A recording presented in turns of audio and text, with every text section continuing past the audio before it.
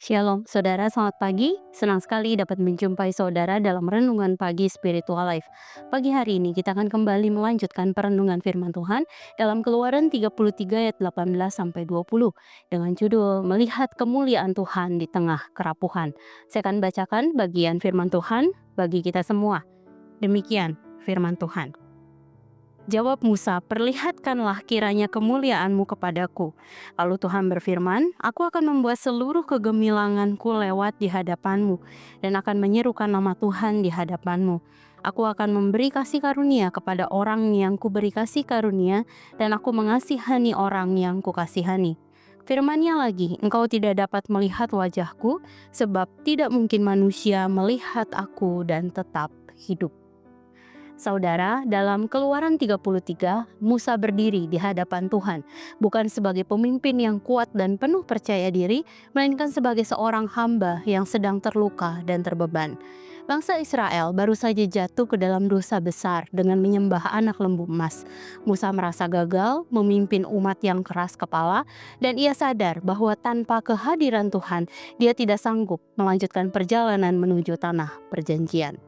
Di tengah krisis itu, Musa tidak meminta kekuasaan, strategi, atau tanda yang luar biasa, melainkan memohon, perlihatkanlah kiranya kemuliaanmu kepadaku. Hal ini dapat kita baca dalam ayat 18. Permintaan ini bukan sekedar keinginan melihat Allah dengan mata jasmani saja, tetapi kerinduan untuk memperoleh kepastian bahwa Tuhan tetap menyertai dan berkenan berjalan bersama umat-Nya. Jawaban Tuhan mengingatkan Musa dan bahkan kita saat ini bahwa Allah adalah Allah yang kudus dan tidak dapat didekati sembarangan. Hal ini dapat kita baca dalam ayat 19a dan juga ayat 20. Tidak ada manusia yang dapat melihat wajah Tuhan dan tetap hidup. Namun Tuhan tidak meninggalkan Musa. Dia menyatakan kemuliaannya kepada Musa. Tuhan memperkenankan Musa mengalami kehadirannya dengan cara yang sanggup diterima oleh manusia. Dari bagian ayat ini kita melihat bahwa Tuhan memberi kasih karunia kepada siapa yang dikehendakinya dan mengasihani siapa yang dikasihaninya. Ini mengajarkan bahwa pengalaman rohani Musa bukanlah hasil usaha atau kesalehan pribadi, melainkan anugerah Tuhan semata. Tuhan tidak terikat oleh tuntutan manusia. Ia bertindak menurut kehendaknya yang penuh kasih. Melalui Musa, Tuhan sedang menyatakan bahwa Dia tetap setia kepada umat-Nya. Saudara, renungan ini mengajak kita bercermin pada hidup kita sendiri. Kita sering ingin tanda yang nyata agar yakin bahwa Tuhan bersama dengan kita. Kita berharap Tuhan menjawab doa dengan cara yang paling mudah kita pahami. Namun, seperti Musa, kita diajar untuk percaya bahwa kehadiran Tuhan tidak selalu dinyatakan lewat pengalaman yang luar biasa, melainkan melalui kesetiaannya yang tenang di tengah perjalanan hidup kita. Dalam Yesus Kristus, kita mengenal kemuliaan Allah yang dinyatakan melalui kasih yang rela berkorban.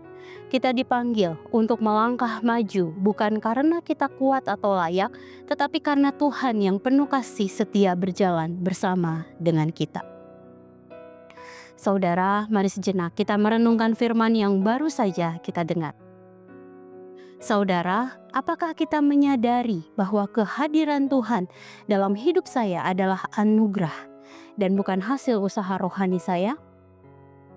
Mari renungkan sejenak dan dengan rendah hati memohon agar Roh Kudus menyingkapkan kesombongan kita dan memohon pertolongan Roh Kudus agar semakin rendah hati di hadapan Allah.